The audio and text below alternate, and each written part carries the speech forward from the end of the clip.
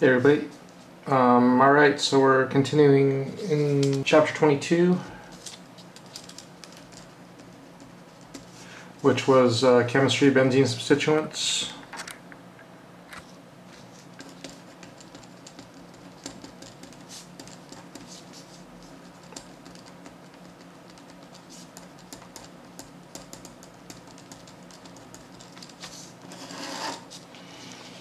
And we just did two reactions. I'm not going to review them. I might just show them, but you can review the mechanisms. One was called the Kolbe-Schmidt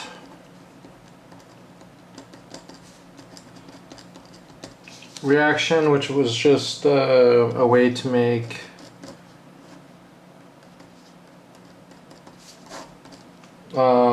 salicylic acid.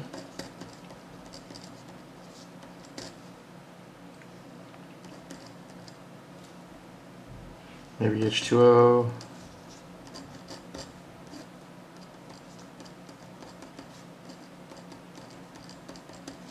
Yeah, it was just a EAS type style reaction that was ortho directed, so it was directed at the ortho position due to the potassium kind of interacts with the oxygen and the CO2, so it sort of that all directs the reaction to occur at the ortho position as opposed to the para position.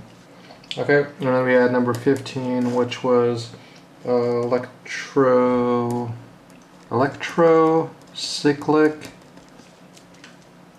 reaction of benzene, and this was called the Claisen rearrangement. Claisen rearrangement, which was simply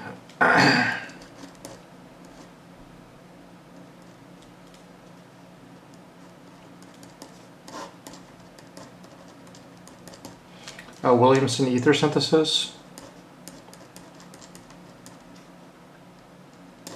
followed by cooking. So kind of high temperature cooking. So first you make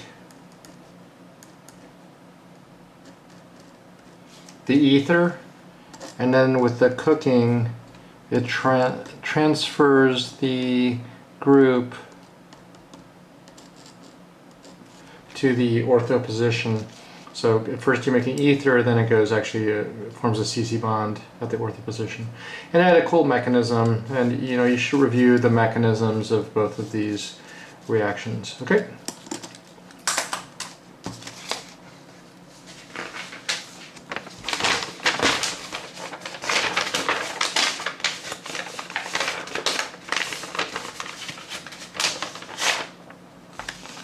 Okay, number 16 is another little miscellaneous reaction of aromatic compounds, and this is oxidation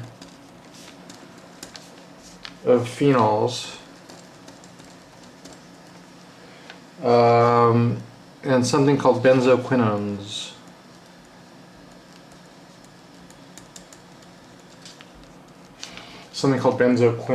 And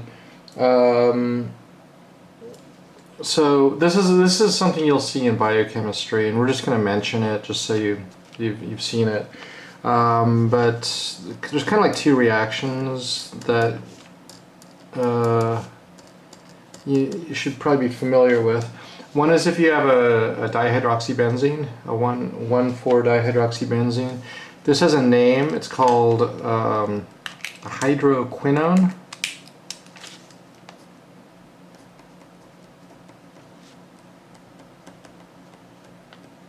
And this can be oxidized and reduced sort of back and forth to this kind of weird thing. So it's alkenes on both sides, and this has the name. It's called para, because it's para, benzoquinone, benzoquinone,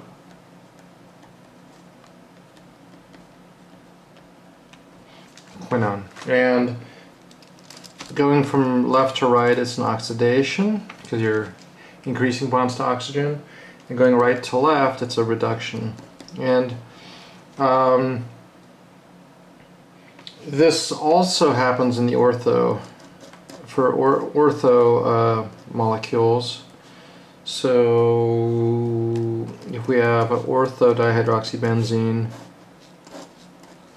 this is called ortho-hydroquinone.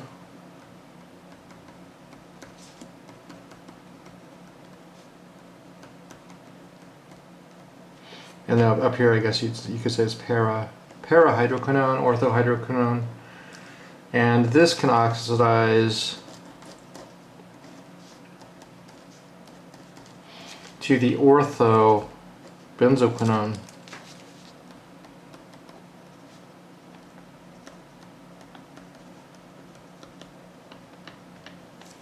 Quinone, Q-U-I-N-O-N-E. This can be oxidized and reduced. So in biochemistry, as you'll see, these reactions are kind of used in biological organisms to transport electrons. It's called the electron transport system. And electrons can get transported from one molecule to another this way. And of course, oxidation and reduction are electron transport reactions.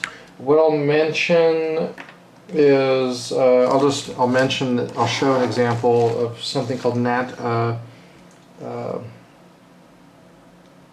coenzyme Q. Coenzyme Q. So this is a naturally occurring molecule like these in the para variety. It's also called ubiquinone.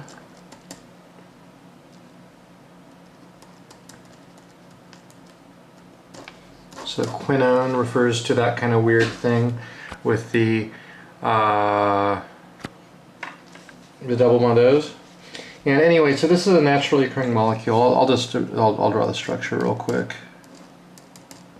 Benzene. Oh, whoa, sorry, my bad.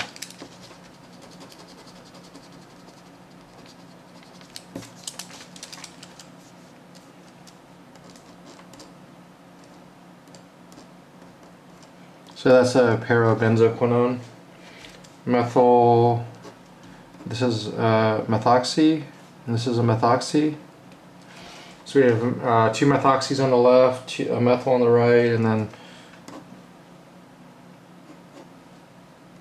your methyl there.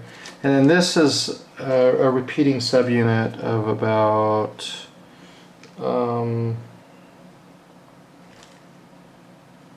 sorry, and there's also this thing. There's an H at the end. So this repeating subunit is about 6 to 10 of these in naturally occurring coenzyme Q. When you see the benzoquinone there, well, anyway, this can be oxidized and reduced, and it happens in your body during energy turnover. So it can be, as you can see, if that's the oxidized form, the reduced form would be the hydroquinone.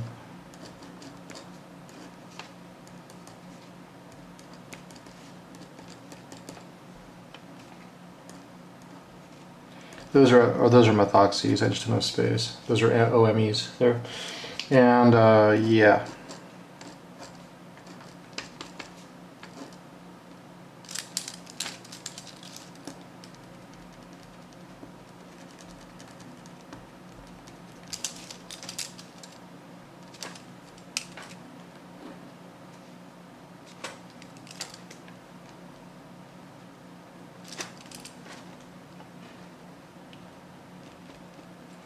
Okay, and so this is part of the biological electron transfer process.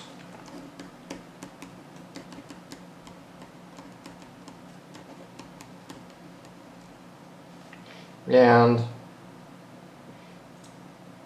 it's kind of how our cells transfer electrons around between molecules, and this is involved in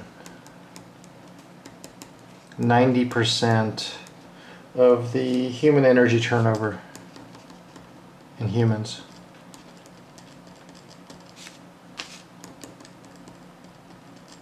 So this kind of reactions used in biochemistry pretty extensively for energy. Okay, all right, so let's move onward.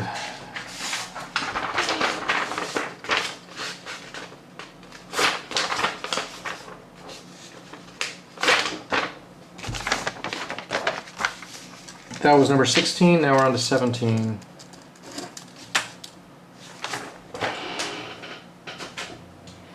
And so we talked about those diazonium salts a while ago. Remember diazoniums? Well, now we're back to diazoniums. And these are called, we're going to talk about them one more time, arene diazonium salts.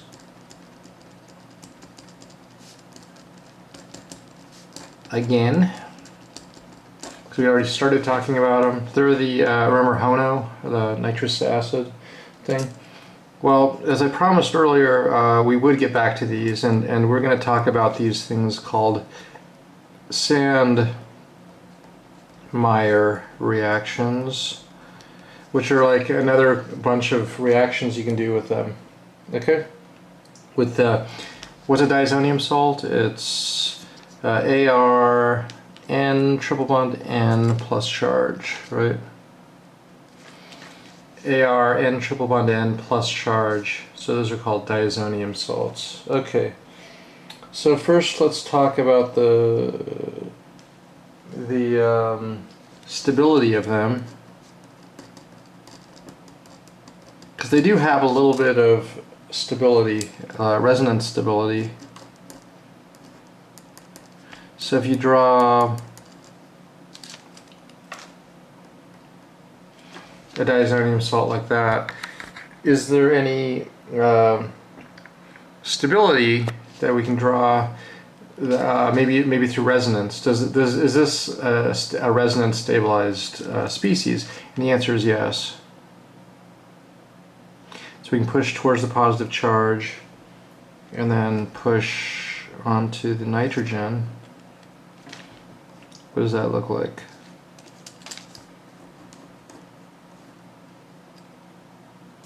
Now we have a positive charge there, and a double bond there, and a double bond there, double bond N, N,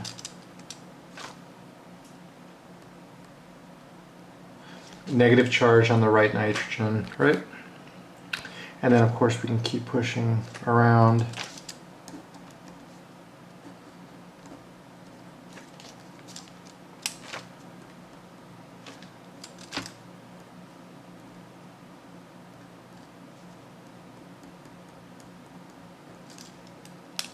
Oh, wait a second.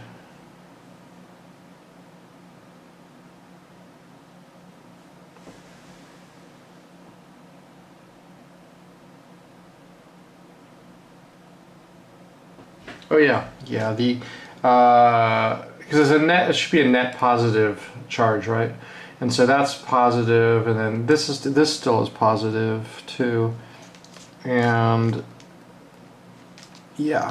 And then this is negative.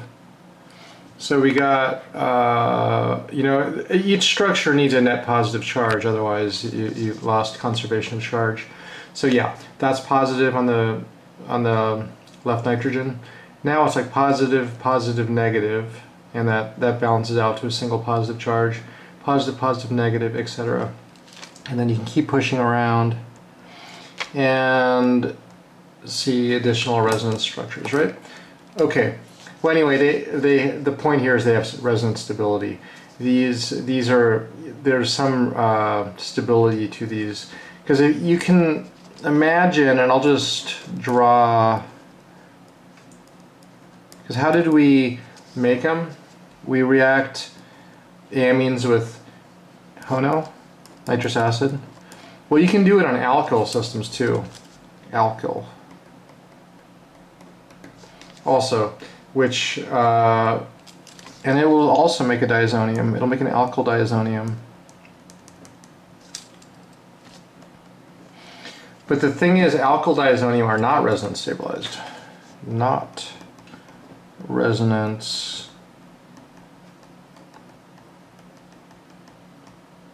so if it's not resonance stabilized, is it happy? It's not very happy at all, and this just almost immediately just degrades to a carbocation. Okay, so my point is that for aromatic, since there's a little more stability, they hang around a bit more, so they can, you know, you can't hold on to it for like a week or a month, but certainly for a day or a couple hours or something. The aromatic ones hang around a little bit more, and yeah. Whereas an alkyl one almost immediately loses nitrogen to make a carbocation. Okay, so this is actually kind of, I should say, if you want to make a carbocation on an alkyl system, this is actually a pretty good way to do it. Just, you know, make a diazonium, nitrogen goes away, now you have a carbocation. Okay, all right, so then the other thing is reactions. Let's show some more reactions of diazoniums, and we're getting into the Sandmeyer reactions.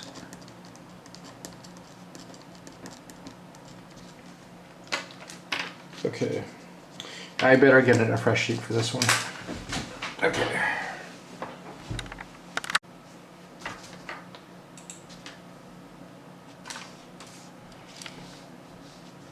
Okay, so let's show these Sandmeyer reactions,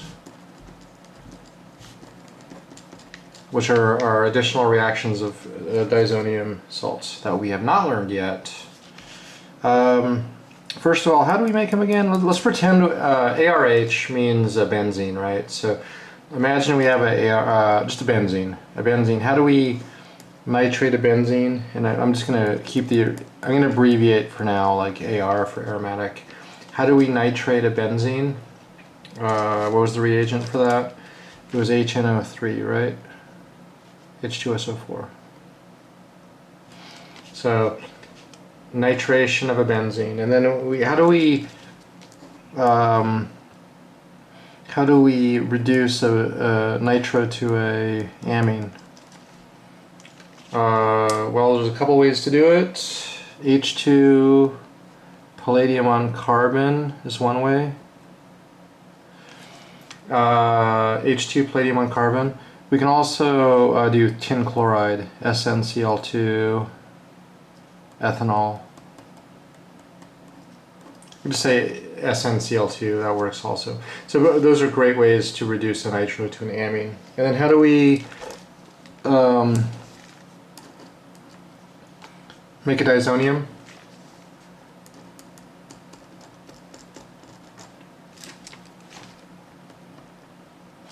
So it's HNO2, H2SO4, and then we often just abbreviate this HONO because it's HO and double bond O. And remember also, it's not the same as nitration. Nitration is HNO3, and this is HNO2, H2SO4 or HONO. Okay, so what we're going to learn about now are a whole bunch of things you can do, reactions you can do with these, and I'm going to draw them. I'm going to draw them in the middle right here. So, assuming you have a diazonium, what are the things you can do? And generally speaking, we're not going to show any mechanisms for these.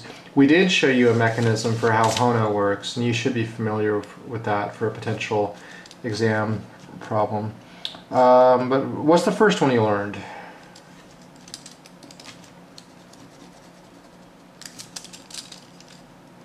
Treatment with water, right?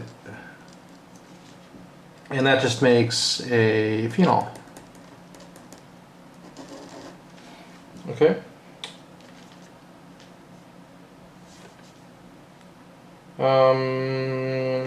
How about copper chloride? So copper chloride will convert aryl diazonium into an aromatic chloride. So this is a different way to actually make a aromatic chloride. Okay. What do you think copper bromide does? Copper bromide will make an aromatic bromide. So these are other rare cases where we use copper, because we haven't seen too many cases with copper. Another one. So for you can actually make iodides this way. You have not learned about how to make aromatic iodides before. For iodides, we don't use copper iodide, we use HI. And HI will make aromatic iodides. So this is a great way to make aromatic iodides. Okay.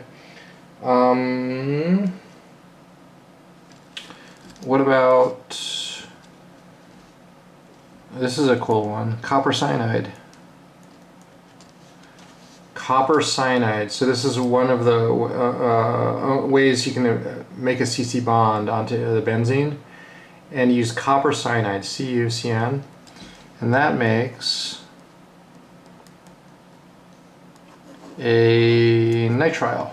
Okay, why is that maybe the coolest of all of these? Because there's a ton of things you can do with the nitrile. Remember, we had all sorts of reactions we can do to nitriles. We'll come back to that one in a second. I consider this one very boring. It's H3PO2, which basically just wipes it away and returns you back to a benzene. And why do I think that's boring? Well, I mean, if you think about like how much work did we take to get to the diazonium? Initially, we started with benzene, we nitrated, we reduced, we nitrosylated with HONO to make a diazonium, and then it's like, okay, yeah, let's get rid of it now. So why would you do a bunch of work to reverse your work, right? Well, anyway, so but it is a reaction. I would say, like, in terms of a quizzable or testable problem, I think this is low priority. These are kind of cool. You know, you can attach halogens and stuff. I think this is maybe the coolest of all of them. Certainly for maybe a quizzable or exam type style problem, because you can do subsequent things, right? How do we, like, what are some of the things we can do to a nitrile? There's a couple of them. We could maybe do lithium aluminum hydride, right?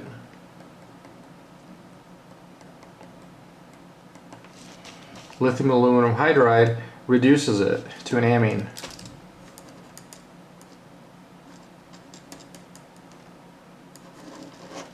Right? Of course, then we can do all sorts of amine things, like make an amide.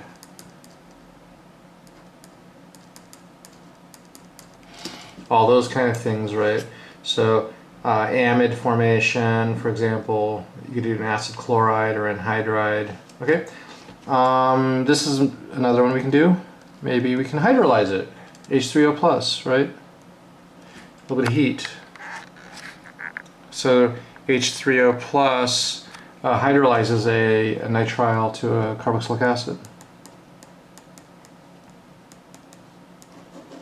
It's also the really beautiful mechanism that it's probably on your quizzes earlier, but definitely a fun practice of electron pushing, H3O plus, you know, protonate to nitrogen, water attacks, etc. You've done that mechanism a few times now. Anything else we can do to nitrile? Maybe CC bond forming stuff. Well, Grignards. Remember that Grignards react with a nitrile, but it reacts as a nucleophile. R attacks carbon triple bond N to make carbon double bond N, right? So the R attacks, makes double bond N, and then water hydrolyzes. And so you get, your end result is a ketone. Right? Remember that? You should be able to push through that mechanism too, how a nitrile attacks and then you get a temporary double bond N intermediate and then water hydrolyzes it. So these are three really cool things you can do in nitriles. Okay, so now we have like a whole bunch of things we can do from a diazonium salt, right? And most exciting, probably nitrile, maybe the chlorine bromine iodine thing. Phenol also is exciting. We did that earlier, and this is the only one of these with a mechanism that, because I'm not showing you mechanisms for any of these, but we did show a mechanism for the phenol one, and the mechanism for the phenol one to make aromatic hydroxy, was in this case the diazonium does fall off to make a carbocation. So a very rare case where you have an aromatic carbocation, and a water attacks it, and then you get the phenol. And then this is exciting for you guys because you have not learned any other way to make a phenol. This is really, well, I guess you did the benzene, maybe the benzene reaction, yeah, maybe SNAR. I think you did SNAR also. Those are ways to make phenols. This might be the most general way to make a phenol, though. Make a diazonium and then treat it with water, and it just works magically. Okay, and then so yeah, this is all of the things, and the synthesis of diazonium compounds, nitration, reduction, Hono reaction makes the diazonium, and then you have all these things you can do. All right.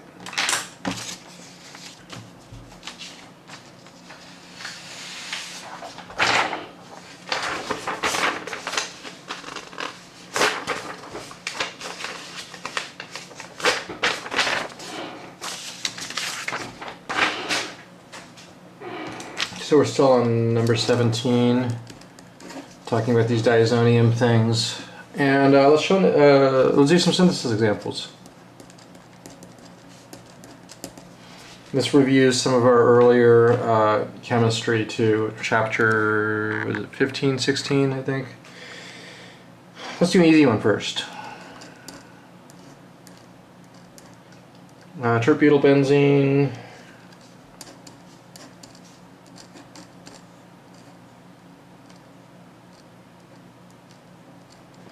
So we have Tert-Butyl Benzene to Tert-Butyl Benzene, and then we'll have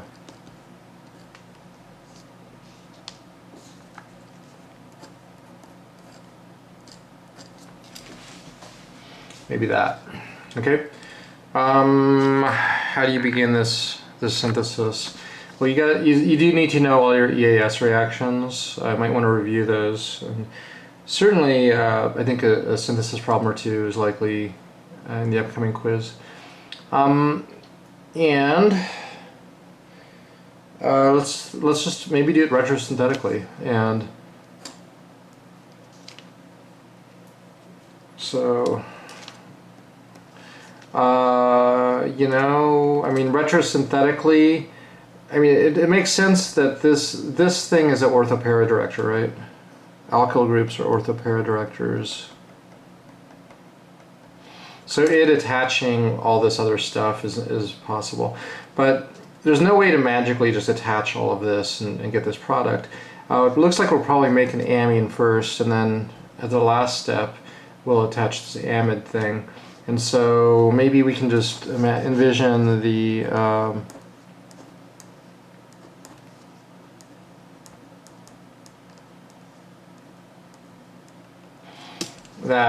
primary amine. We have there's a carbon there, right?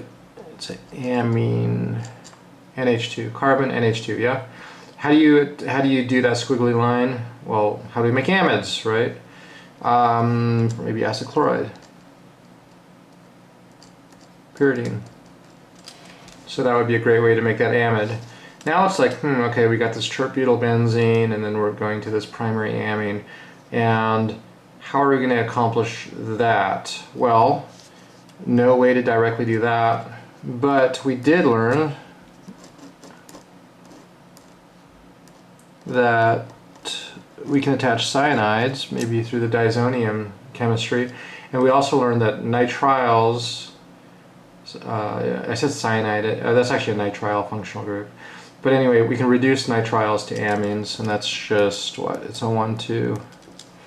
What is it? It's, we just saw it, lithium aluminum hydride.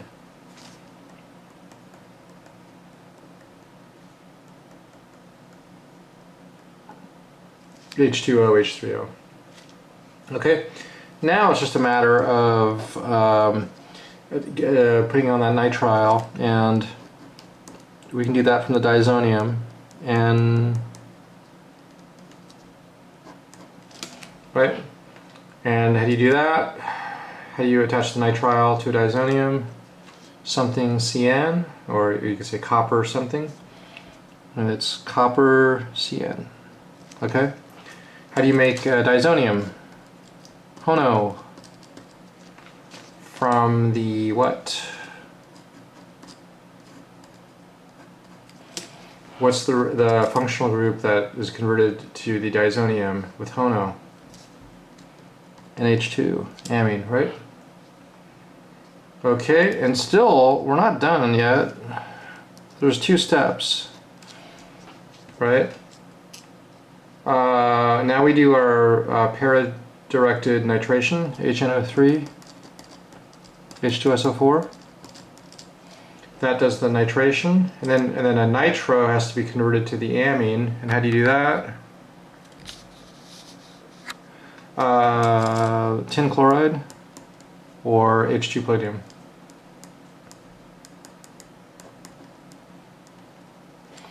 Okay, so that was a pretty cool little synthesis problem. We got some more of these for practice. Let's try them out. Okay.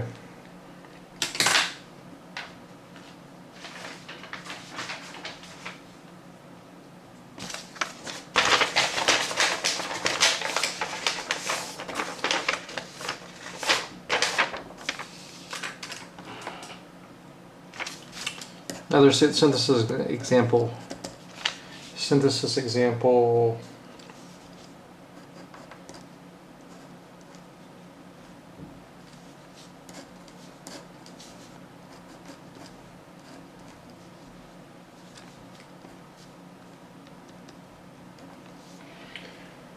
How about a benzene and then maybe some kind of ester type derivative with a nitrile and a acetoxy group, and we're starting from benzene. So think about this. I think the hardest thing to do here is figure out, you know, which thing are we going to attach first? Do we want to attach the nitrile and then attach the acetoxy, or do you want to attach the acetoxy and then the nitrile?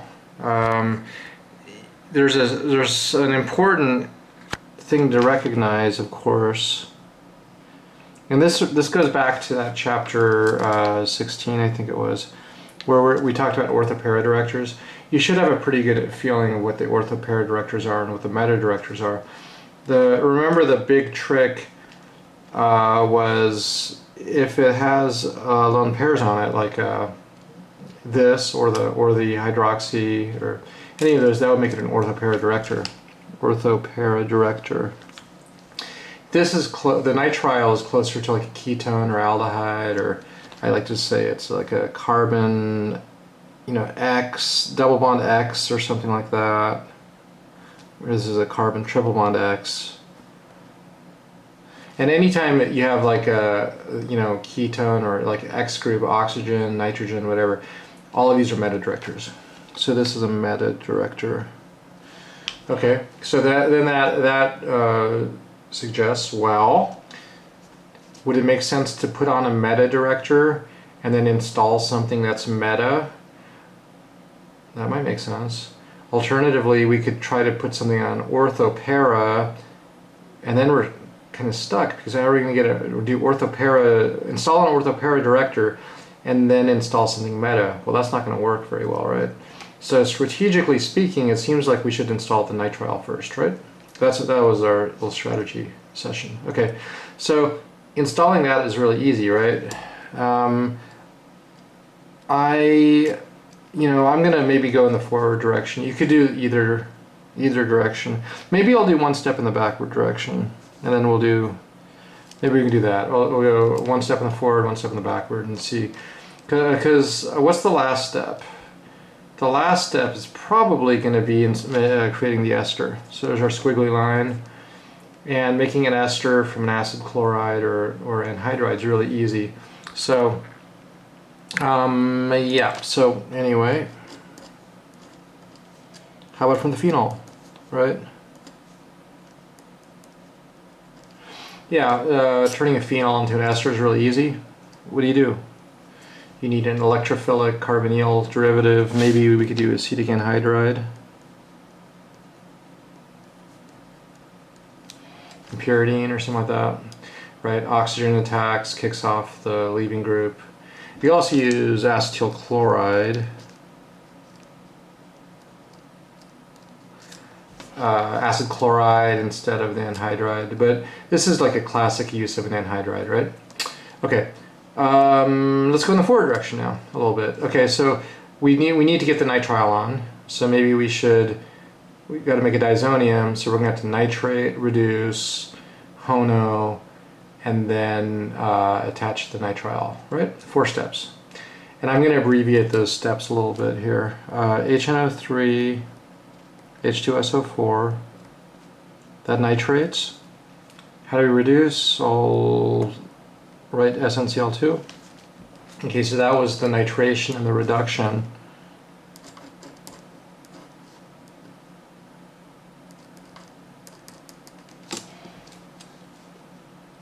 Okay, so now we got to work our way from this to that, and well, this is ready for diazotation. So maybe hono, copper cyanide, CuCN, and now we got to now we show the nitrile.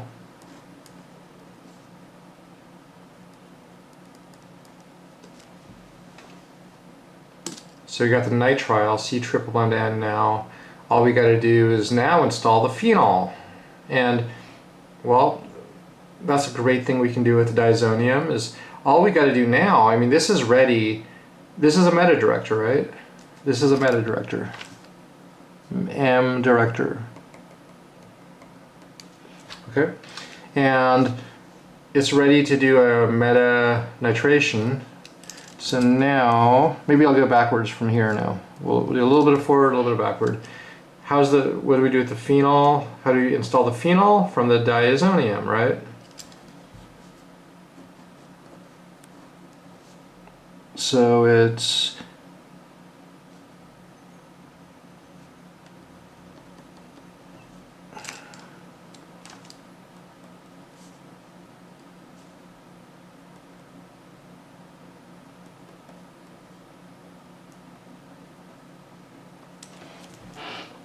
that's a triple bond N, C triple bond N from the diazonium.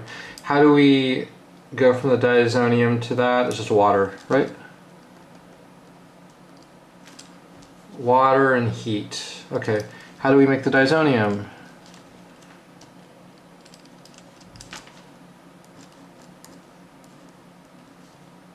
From the amine.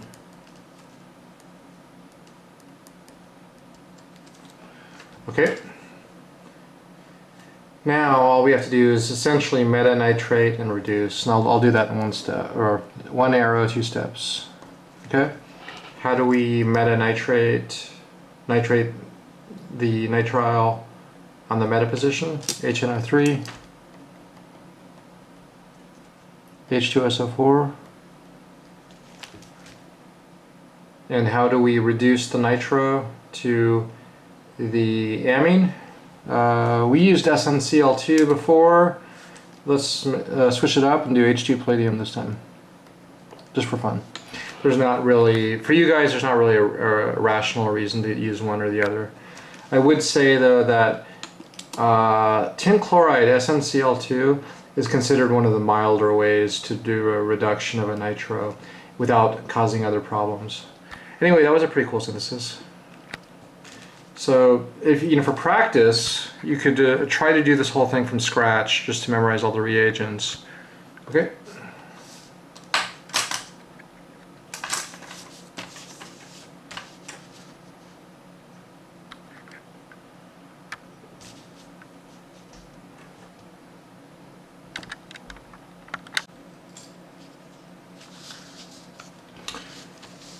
Okay, another example. Synthesis.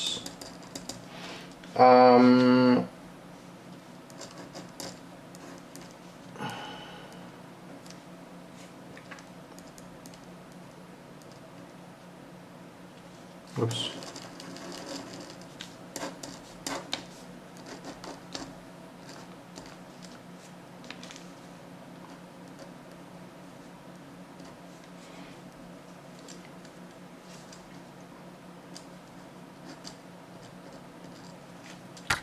I'm probably not going to do this one, but I'll give you a little bit of advice on how to approach it. It's actually not that far from the last problem, but strategically you got to decide, do you want to make the methyl ester first or this acetoxy? And so you think about the directing ability of these two things. Well, this is like an ester, it's a C double bond O, and this is going to be a meta director. And this is, with the lone pairs, should be an orthopara director. Okay, so which one do you want to put on first? The meta director, which is ready to attach something on the meta position, or the orthopara director, which is not able to? It's just like the last problem. The last problem we did a nitrile, and then kind of used the nitrile to install the other thing. Anyway, so I'll leave it at that. I'll let you work on this one for practice. Okay, and the only thing that might be useful is, because it sounds like you want to attach this one first, because this will get you ready to attach the other one. The only question is, like, how do we make a methyl ester like this? Is there any way to just turn a benzene into a methyl ester? There's not, so you're gonna have to do a couple steps here. I'll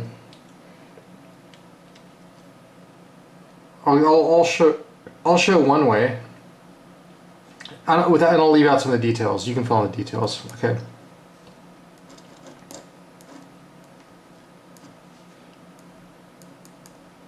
I'll make a nitrile, right? If you make a nitrile, then you can make a carboxylic acid.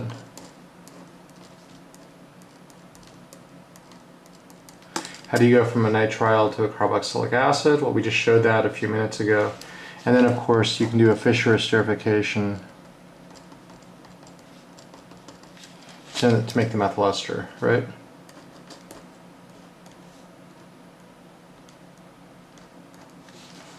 Okay. Yeah. So a methyl ester would, that's how you make a methyl ester, right? And then you would just kind of do the same sort of sequence that we just did for the nitrile, right? I guess the other question is, are there any other ways we can make this, like this methyl ester? Think about it. Any other ways we can do it? Any other different approaches? Well, we could brominate. How do you brominate a benzene? Think back, chapter 15 or whatever. I think it's Br2 FeBr3. You could brominate and then make a Grignard, right? And then CO2 to make attack CO2 to make a carboxylic acid, and then you could do your Fischer methanol. Draw that out and see if you can do that, if that makes sense. That's another way you can do it. Any other ways? Any other ways? There isn't actually one more way I can think of kind of quickly, which is, this is a little more obscure, but you do know it. You could do a Friedel-Crafts CH3Cl AlCl3. So that just attaches a methyl group to the benzene. Well, how are you going to go from a methyl to a carboxylic acid or ester? Because it's like, how do you do that? How do you turn a methyl into this high oxidation state functional group? Well, you did learn that, actually. Is KMNO4. Remember that? KMNO4 will oxidize a methyl. So you make methyl benzene. KMNO4 will oxidize that to the carboxylic acid, and then you can do your Fischer. So I stepped through all three of these just to see, a couple kind of complementary approaches to get to the same point. And then, of course, just finish it off, because this is a meta substituted benzene. Sorry, meta-directing benzene. So attachment of this, we can do through the same approach we just did. Okay, so that's cool. That's another example with some details for you to work on?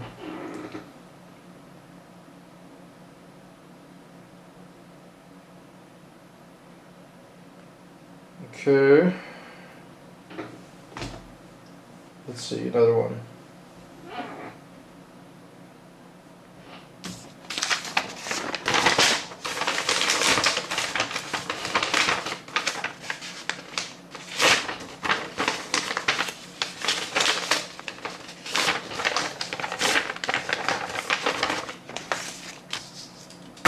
Whoa. Okay. All right. How about this one?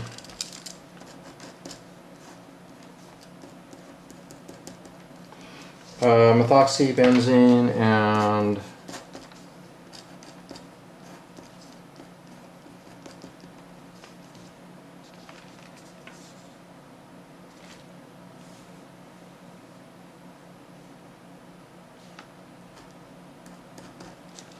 let's do that, I guess. How would you approach this? This goes back to your chapter 16, I think, with the benzene synthetic strategies. And also, well, we know about iodide now. Oh wait, actually I want to change that to ortho.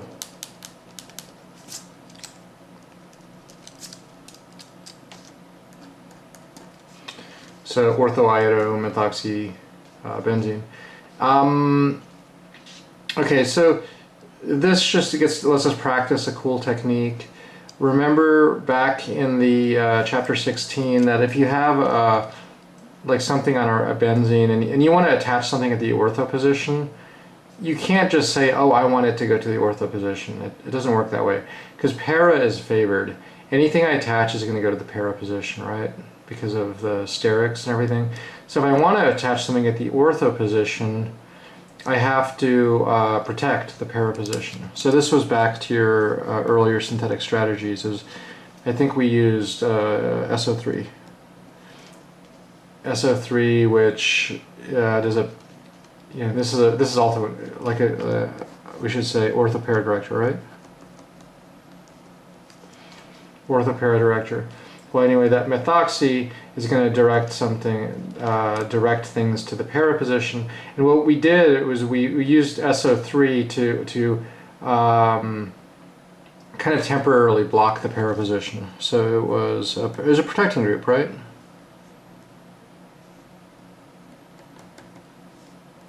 And it made a sulfonic acid. So the sulfonic acid is kind of a temporary protecting group for the para position. Now we can do all of our business. This is a meta director now. That's a orthopara director. So they're both directing stuff to go there. So we can do now the whole. Remember with iodide, we know how to do iodide now. You make a diazonium and you do HI, right? So go through the whole sequence to nitrate, reduce, make a diazonium, and then it's HI to attach the aromatic iodide. So I'll let you guys fill in the details.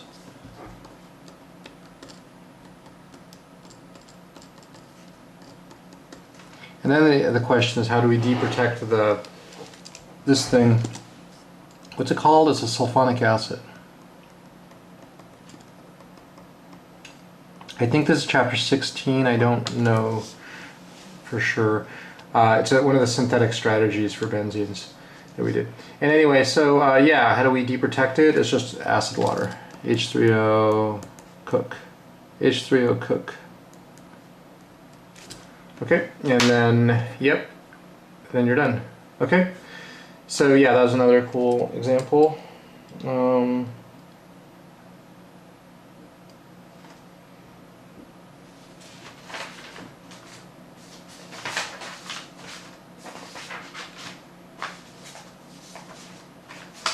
Okay, so let's see. There's one last topic in this chapter.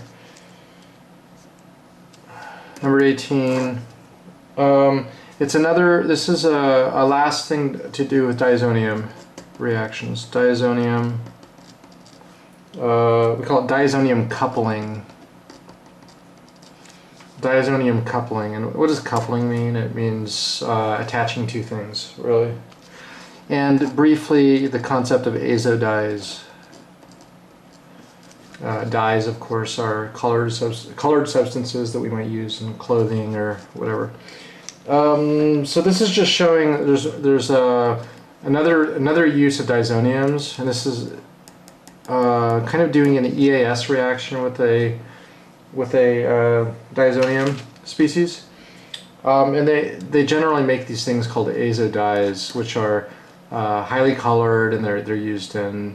I'm not sure if we use them in clothing nowadays because there's better dyes, but certainly in the history of organic chemistry, dye synthesis was like almost one of the most important things in organic chemistry, because royalty in like Europe really wanted colored clothing, so the creation of dyes was really important.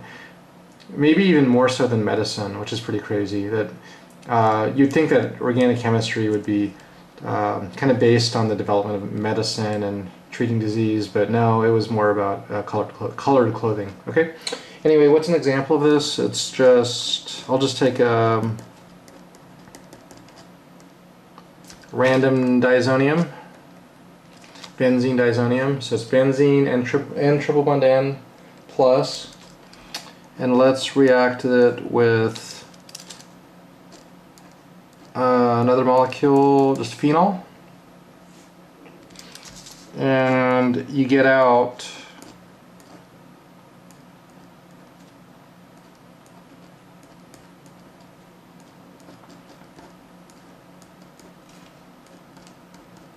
this molecule where the two things are sort of attached together.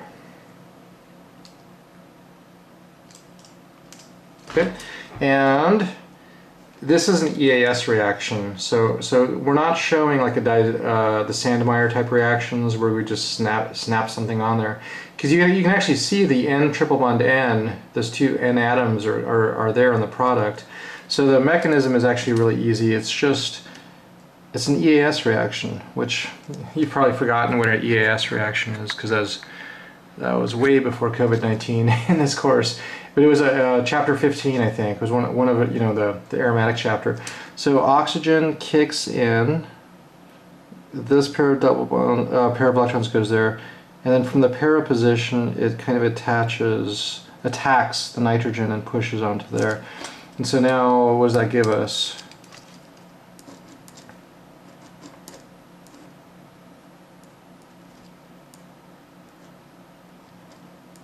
And double bond N.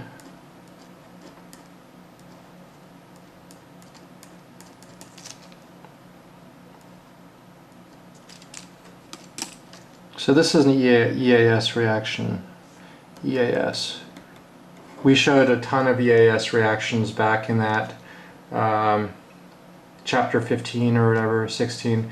And they were simple. It was like a bromination and chlorination and Friedel-Crafts acylation and Friedel-Crafts alkylation and nitration, sulfation.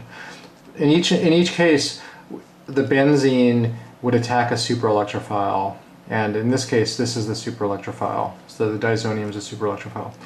Okay, and then how do we finish this mechanism? Now, like B dot dot, some base takes this proton and pushes electrons back to the phenol. One more arrow.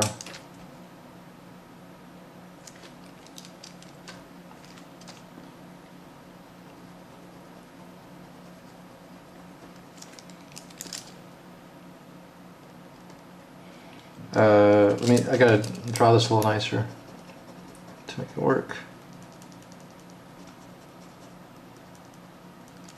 Let's make the hydrogen a little more over here.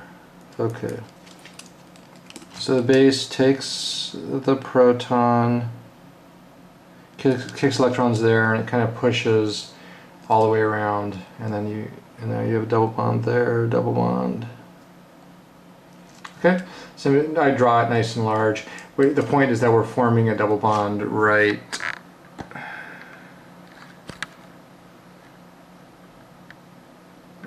right between those two carbons, right? Carbon and carbon. So if you draw this a little larger, you can draw that clearly. Yeah, it's called a, it's a coupling of Diazonium Salt with some other aromatic thing. Let me see.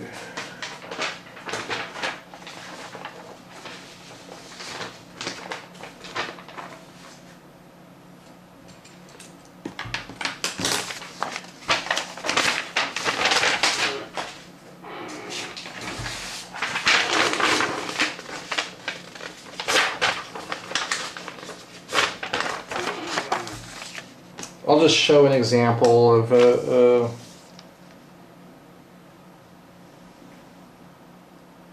couple of these. Like I said, they're dyes, so they're intensely colored.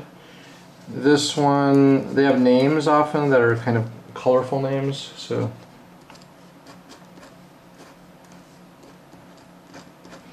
this molecule is called methyl yellow.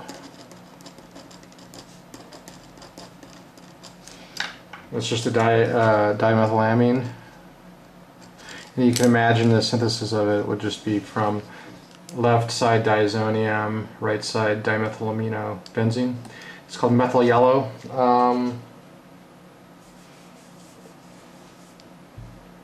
I think this one, I think, is called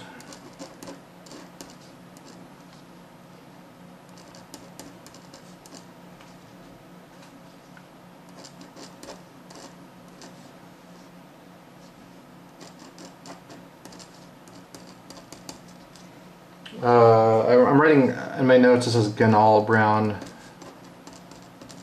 think that's spelled correctly, but it's like a naphthalene on the one side and then a benzene on the other, and I think this is also synthesized just by taking the left side as a diazonium and then the right side is just a naphthalene, a naphthol.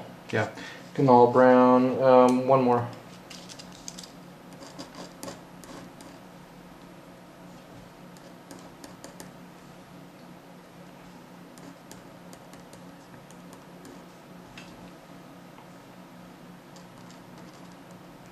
That's a sulfonic sodium sulfonate at the bottom.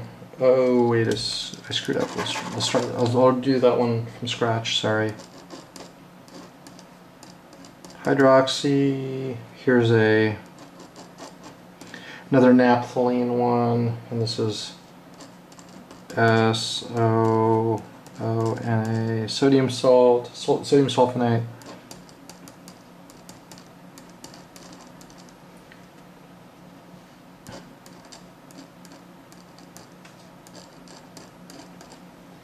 Okay, and this is called Orange G. So they all, what's kind of cool here is that by varying the chemical substituents on the benzenes and naphthalenes and stuff, it'll change the wavelength of absorption, and it actually changes the color. So that's kind of how, you know, how you can kind of tweak the structure and get a different color.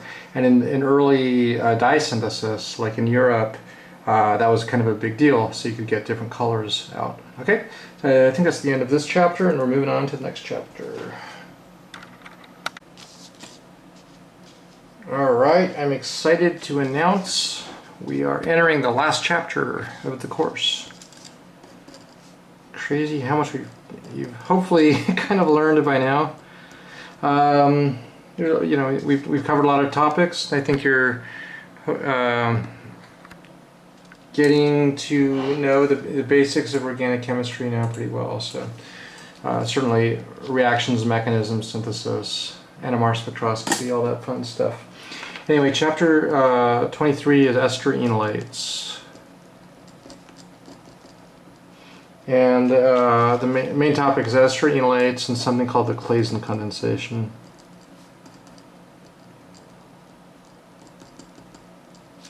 Now the Claisen condensation is not the same as the Claisen rearrangement. I think it might even be a different Claisen person. But it's in some ways kind of related to the Aldol reaction.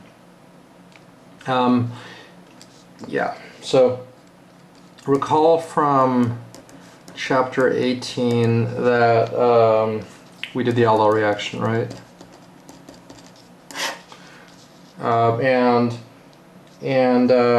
What was the basic idea of the Aldol reaction? Was like if we had a ketone and we treated it with NaOH or NaOET, you would get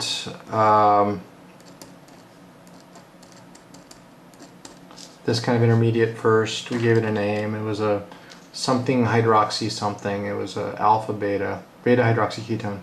Beta hydroxy ketone. Okay, and then loss of water would generate a more stable product, which was conjugated, so the alkene is next to the ketone. This is called an alpha beta unsaturated ketone. Alpha beta unsaturated ketone, right? And there was a driving force, thermodynamic driving force for this, because it's making a more stable intermediate.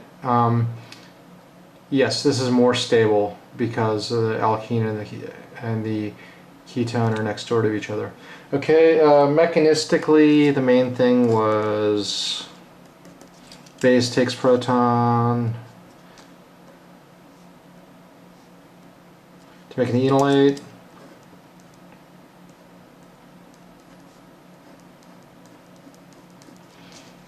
O minus, right? Enolate attack, and then that attacks another ketone, and then protonate it, and you get the beta hydroxy ketone. And then what was the mechanism for the beta hydroxy ketone to the alpha beta unsaturated ketone was that you would take this proton with a base, B dot dot would take this proton, re-enolize again, and now you would make a new enolate, and then the enolate would attack and kick this off, and then that would give you that. Okay, so yeah, that was the aldol. And then what were the other variations of the aldol? There were the simple aldol, and then there was the mixed aldol. Yeah, the simple aldol, the mixed aldol, and the intramolecular aldol. And the intramolecular was like kind of within the same molecule. Okay, and we used the intramolecular aldol also in the Robinson reaction, Robinson annulation reaction. Okay, so now we're going to do the Claisen condensation. And it's going to be a twist on this. It's going to be, there's going to be some similarities. The main thing though is our product is not going to be a alpha beta unsaturated ketone. The product of the Claisen is called a beta ketoester, which is a ketone that's beta to an ester. The other thing is that the Claisen reaction is a reaction of esters. I'll show it on the next page. So this is kind of a reaction of ketones and aldehydes, right? The aldol is kind of ketones and aldehydes reacting with other ketones and aldehydes and etc. The Claisen will be a reaction of esters, and the product will be beta ketoester.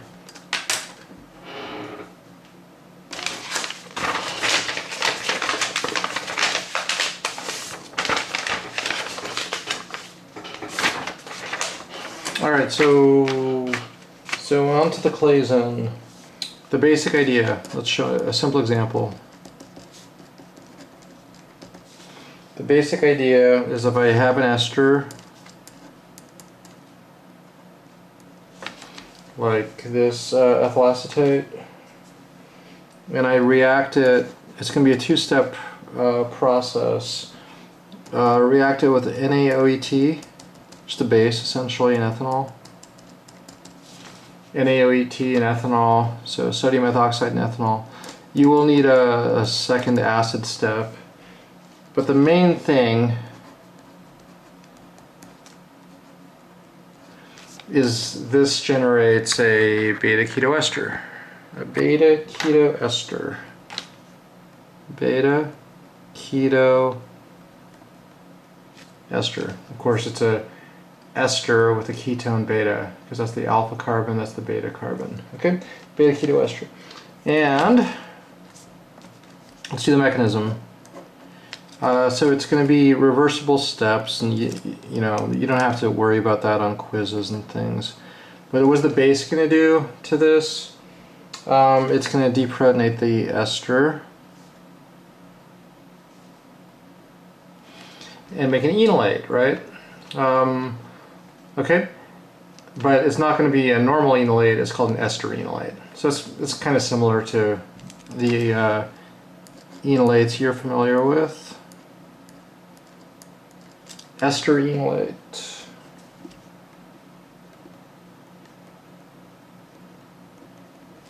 Okay, and it's a nucleophile, just like a ketone enolate is a nucleophile. And just like when we react in the Aldol reaction, we can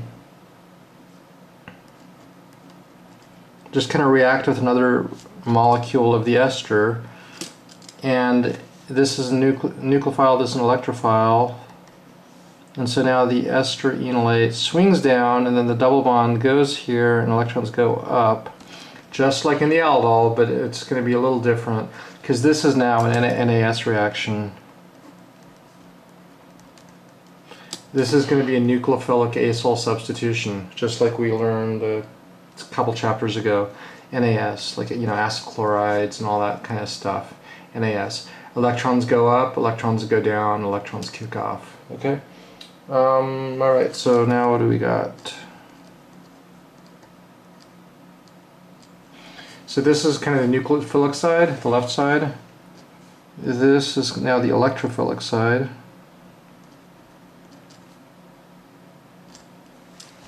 Okay. What is this called as a name? This intermediate, it's a something intermediate. It's a tetrahedral intermediate. Okay.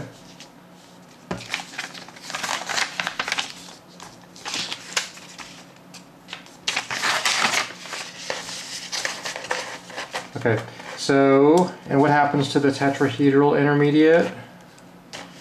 The O- swings down and kicks us off. Okay, just like always.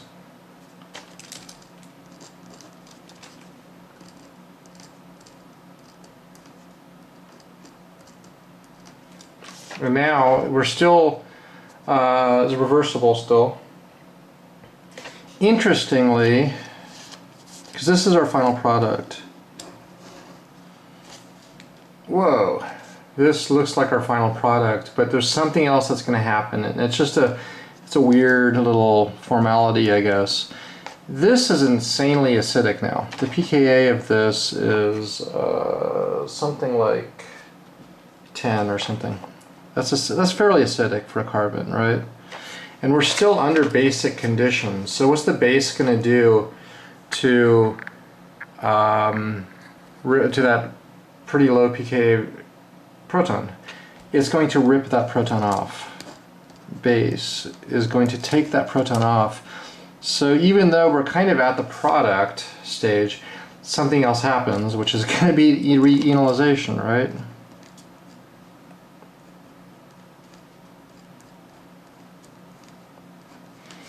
Okay, and that is what the last step is going to be, taking this final enolate and protonating it, H3O. Okay, so yeah, something like this happens, and so now we protonate that last enolate and we get the beta ketoester. So generally speaking, I'm always going to have this second step, and so the first step is going to get you to this kind of acidic product, and then you have a acidic proton, and then base takes off that proton, That's irreversible too. When you have a kind of acidic proton and a pretty strong base, that is not a bidirectional arrow. So yes, so when the base takes off this proton, which is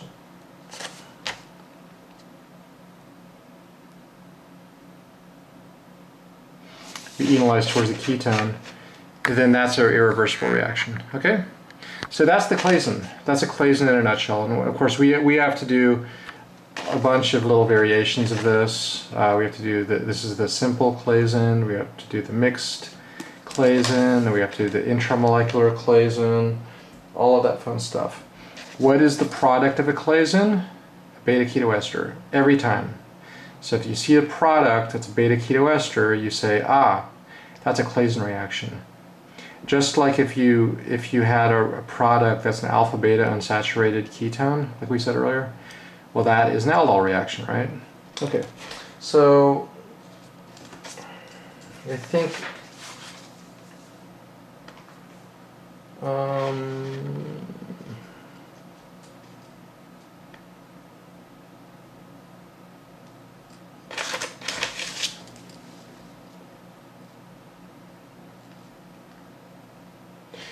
let's make another, just a couple minutes left. What I just want to point out is that this acidity of a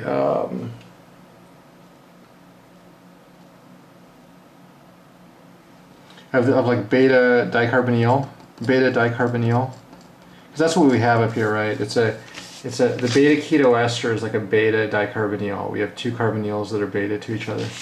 Acidity of a beta dicarbonyl is a general thing. That's what that will be my last topic. Okay, so it's let's just show that, and we'll be done. Okay, so first of all, a normal ketone. What's the pKa of a normal ketone? It's about 20. That's not very acidic. And an ester is actually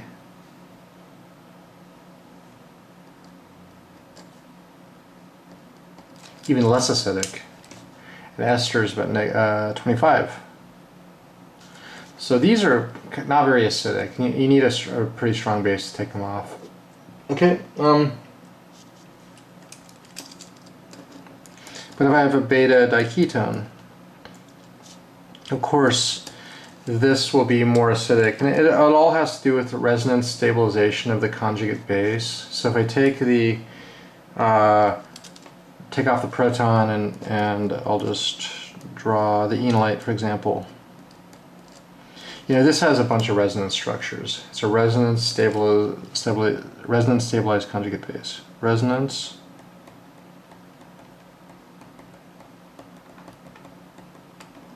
conjugate base. Okay, pKa of that guy is about 9. So that's like 10 billion times more acidic because it's all exponential, right? So 20, it's 10 to the 11, which is 10 billion times more acidic. Okay, so that couple more resonance structures will totally enhance the acidity. So just lastly, I'll just show a couple more. How about even like a nitrile and an ester? Well, that's also the same kind of thing, right? A nitrile and an ester, it's kind of a beta dicarbonyl. That's 5. That's really acidic, right? What about 2 nitriles? What's the acidity of that? That's about 13. So all these are much more acidic than like 20 or 25, right? What about a beta diester? A beta diester, which means 2 esters that are beta to each other. That is about 13 also.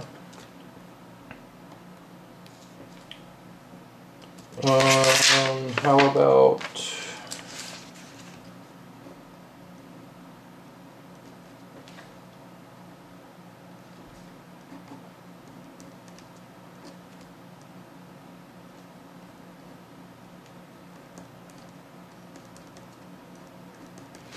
what's this weird molecule? Well, it's got a CH in the middle. Do you think that's going to be acidic or not? For the same reason that all of these beta dicarbonyls are acidic, yes, this is acidic, and it's about 4. So it's very, very acidic. This is called barbituric acid, which is the core structure for a bunch of the barbiturates, sedatives, hypnotics, and drugs like that. I'll just show one of them. I'll just squeeze it in here as one of the examples of the barbiturates, which are kind of used in medicine. I'll draw one right here.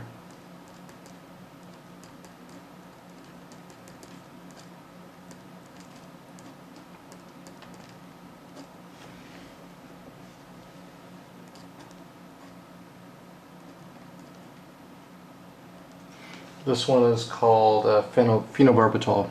Phenobarbital. And so it's one of these, it's a huge class of drugs that are used for like sedative, hypnotic purposes. And anyway, when you don't have the R groups, then you just have a CH. The pK is really low. That's why we call it barbituric acid, because it's an acid. It is a highly acidic thing. And all the barbiturate drugs kind of have 2 different R groups at that position, like in this case, an ethyl and a phenyl. Okay, all right, I think we're done for today, and we'll continue with chapter 23 next time.